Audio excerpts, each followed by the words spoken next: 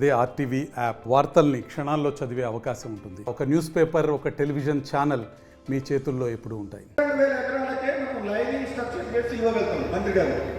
కానీ అదే దాన్ని బెడ్బిట్ 16 మీటర్లు చేస్తే పిరాయిపల్లి కాలువలో చాలా గ్రామాల్లో చౌటుపల్లి మండలం ఉదాహరణకు ఆ హైవే కట్టుపక్కన నేషనల్ హైవే కట్టుపక్కన ఇప్పుడు ఇటు పక్క నుంచి కాలువ పోతుంది.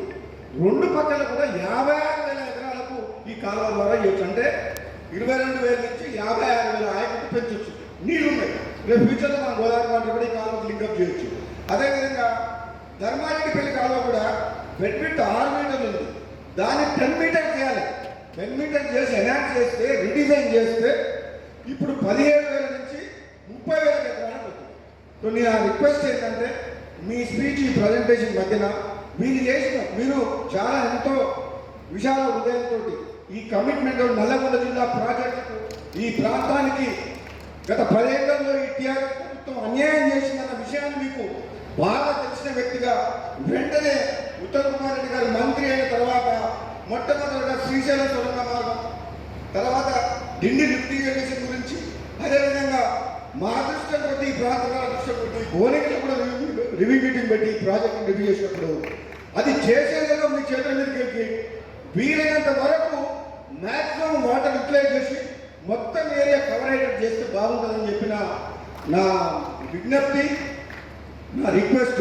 అదేవిధంగా మన కుంభమణి రెడ్డి గారి నియోజకవర్గంలో ఉన్న పురాణం కాలం కూడా అప్పుడు నేను ఉన్నప్పుడు ఎంపీగా ఉన్నప్పుడు చాలా కష్టపడి దాని గురించి ఆయన తెలుసు. దాని వింటూ కూడా పెంచి అది తుంగతుర్తి నియోజకవర్గం దాచారం కాలువ అక్కడ దాకపోతుంది, అది ధర్మారం కాలువ. కాబట్టి దాన్ని కూడా వెడల్పు చేస్తే ఈ 3 కాలువలు వెడల్పు చేయడం పాటు లైనింగ్ స్ట్రక్చర్స్ ఎక్కడైనా అవసరమైతే కూడా లిఫ్ట్లు కూడా పెట్టాలి. 2-3 లిఫ్ట్లు కూడా పెడితే 2-3 లక్షల ఎకరాలకు మనం ఆయకట్టు ఇవ్వచ్చు.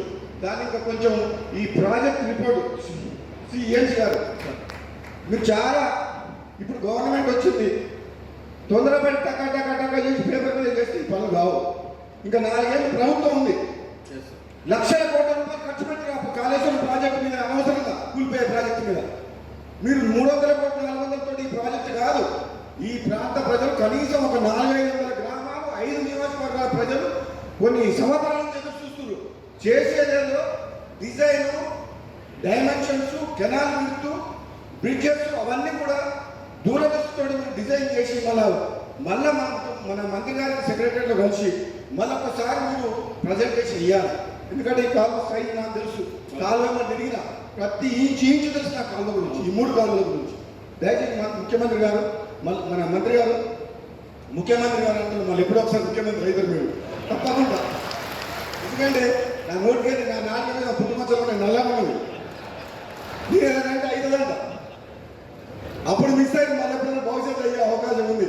అదంతా అది నల్గొండ జిల్లా ప్రజలు మీరు మంత్రి అయ్యారు, మీరు అన్నీ ఇంకా మంచి స్థానాలు పోవాలని కోరుకునే మంచిగా మీరు చెప్తున్నారు. మీ సోదరుగా ఈ కాలువల మీద మళ్ళొక్కసారి మీరు డిపార్ట్మెంటల్గా కూడా మళ్ళొక్కసారి మీరు టైం ఉన్నప్పుడు రివ్యూ చేసి ఈ కాలువ డిజైన్ ఏఎన్స్ గారు నేను అందరిలో చెప్పాను. ఎందుకంటే ఇక్కడ నాకు ఈ కాలువల మీద నాకు తెలిసిన సబ్జెక్టు బహుశా లేదు. ఎందుకంటే 16 ఏళ్ళ నుంచి ఈ రైతుల కష్టాలు బాగా నుంచి